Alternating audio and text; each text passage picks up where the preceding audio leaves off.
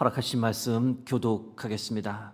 만군의 여호와가 이르노라. 해 뜨는 곳에서부터 해 지는 곳까지의 이방 민족 중에서 내 이름이 크게 될 것이라. 각 처에서 내 이름을 위하여 분향하며 깨끗한 제물을 드리리니 이는 내 이름이 이방 민족 중에서 크게 될 것임이니라. 그러나 너희는 말하기를 여호와의 식탁은 더러워졌고 그 위에 있는 과일 곧 먹을 것은 경멸히 여길 것이라 하여 내 이름을 더럽히는도다.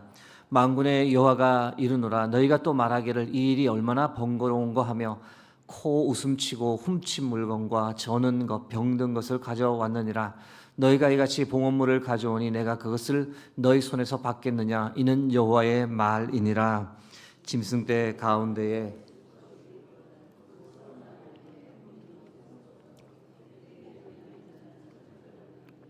나는 큰 임금이요 내 이름은 이방 민족 중에서 두려워하는 것이 됨이니라. 만군의 여호와의 말이니라. 아멘. 어제에 이어 오늘도 하나님이 받으시는 예배를 드리려면 이란 지하의 말씀을 이어가겠습니다.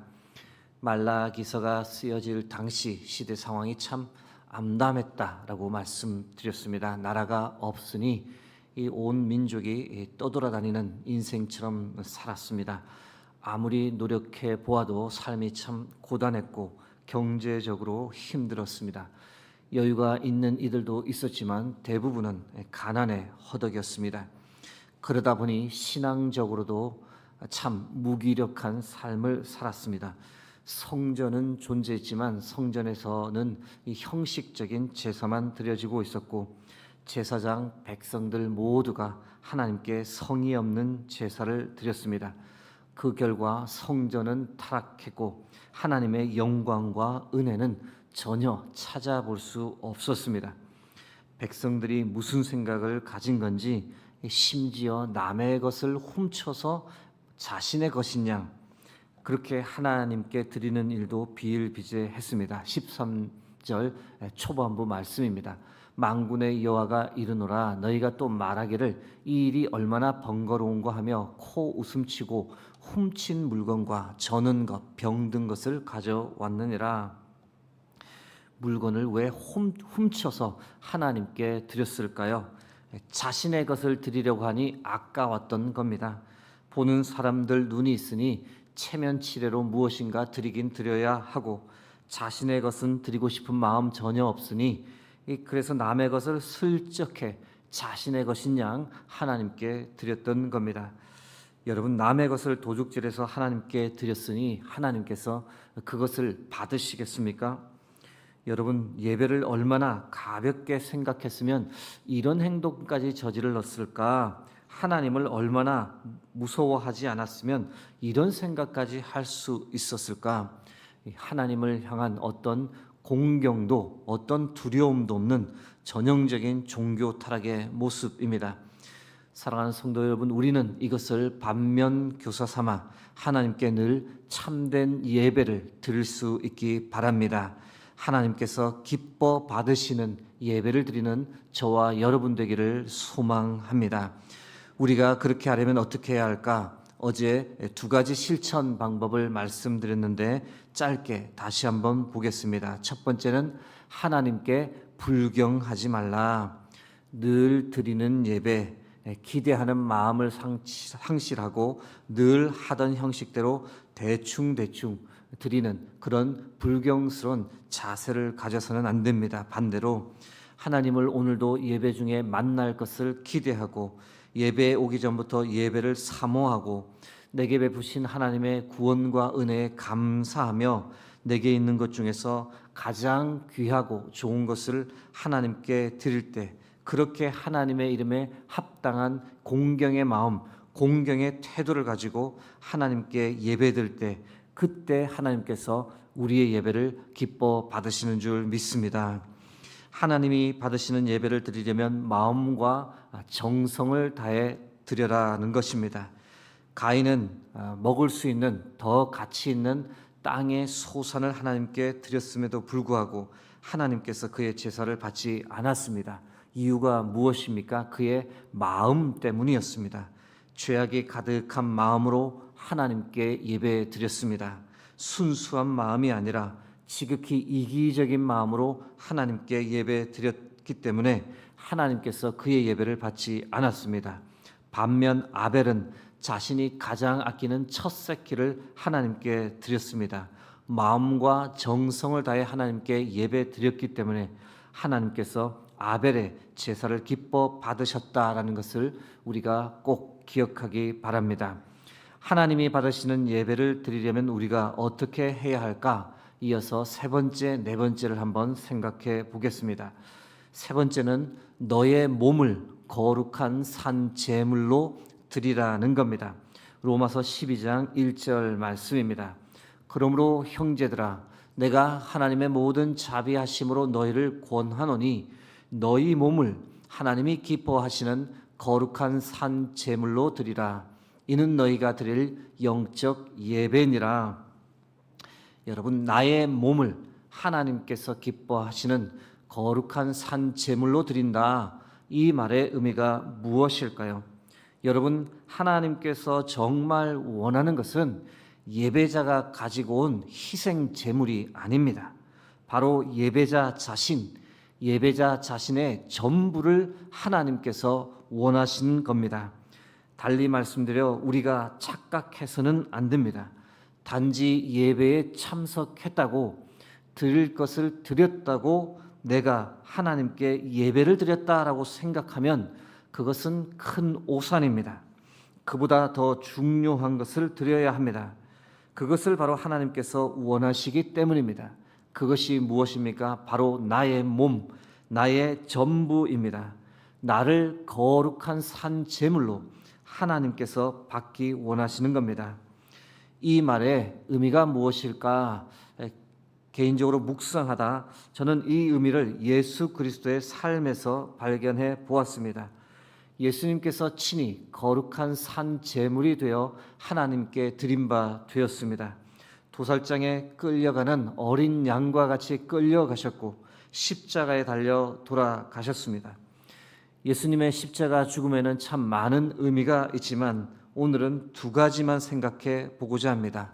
한쪽에는 하나님께 순종함이요, 다른 한쪽에는 인류를 위한 희생이라고 하는 이 두 가지 의미, 이것이 바로 예수님의 십자가에 담겨진 중요한 의미입니다.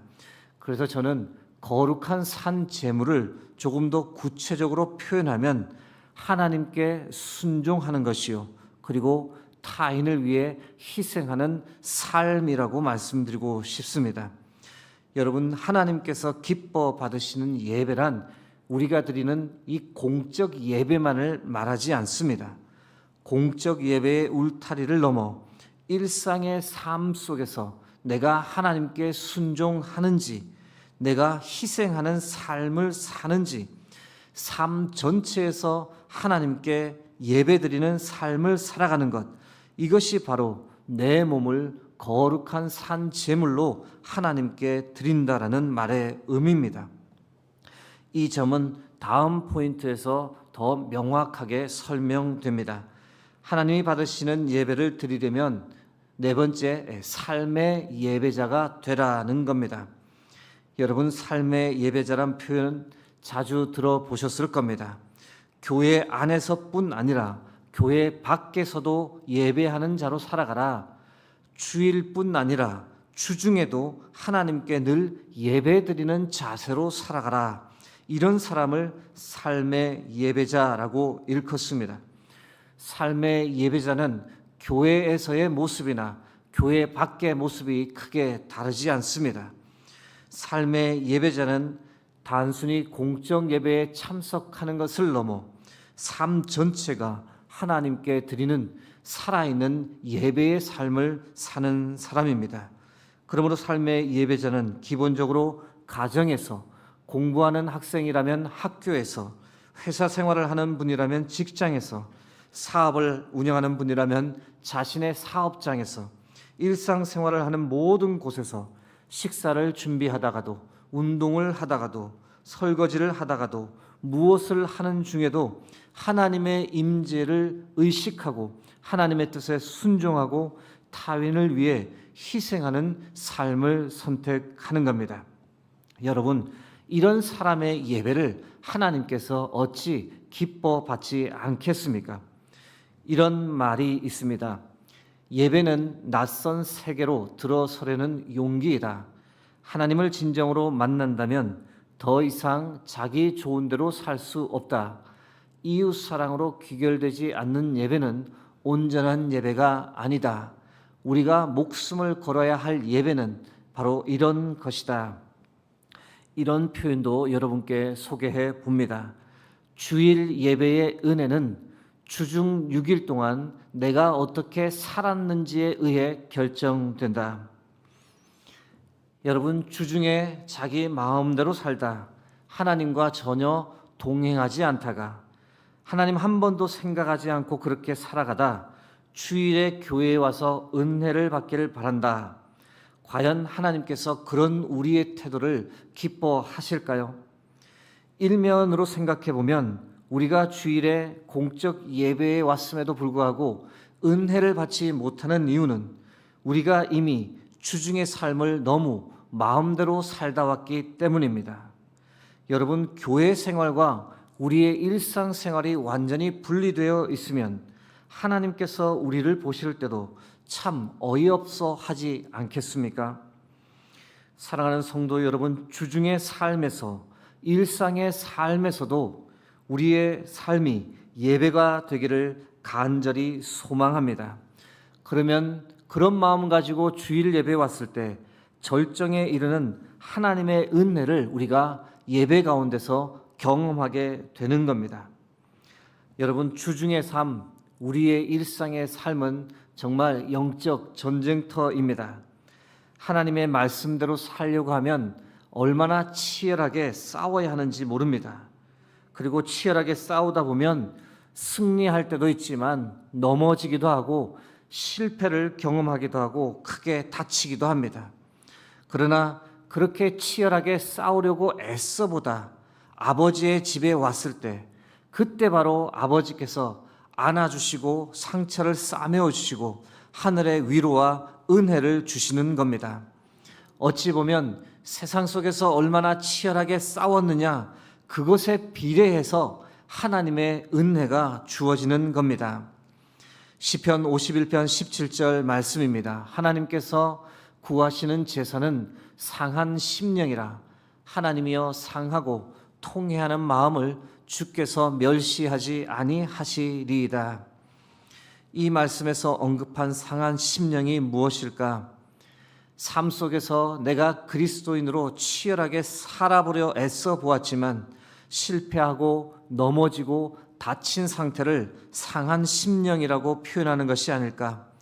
삶의 애배자로 살아보려 애썼지만 그렇게 살지 못해서 안타까워 마음이 크게 낙심이 된 상태를 말하는 것이 아닐까? 여러분, 그런 상한 심령을 가진 사람의 예배를 하나님께서 기뻐 받으신다는 겁니다. 사랑하는 성도 여러분, 우리 모두 하나님께서 받으시는 예배를 드리는 참된 예배자가 되기를 바랍니다. 날 구원하신 하나님, 날 위해 이 땅에 독생자 예수 그리스도를 보내어 주신 하나님, 이 땅에서 나에게 살아갈 삶의 소망을 주신 하나님, 나의 전부가 되신 하나님께 나의 몸을 거룩한 산 제물로 드리고 교회 밖에서도 예배자로, 삶의 예배자로 살아가는 저와 여러분이 되길 주의 이름으로 축복합니다. 함께 기도하겠습니다. 하나님, 오늘도 우리에게 귀한 생명의 말씀 허락해 주셔서 우리가 바른 삶의 방향을 가지고 갈 수 있도록 우리의 마음 은혜해 주셔서 감사합니다. 하나님, 교회 밖에서도 예배자로 살아가게 하옵소서. 삶의 예배자 되게 하옵소서. 나의 몸, 나의 삶 전체를 거룩한 산 제물로 드리며 하나님께 예배하는 참된 예배자가 되게 하옵소서. 감사드립니다. 예수 그리스도의 이름으로 기도드립니다. 아멘.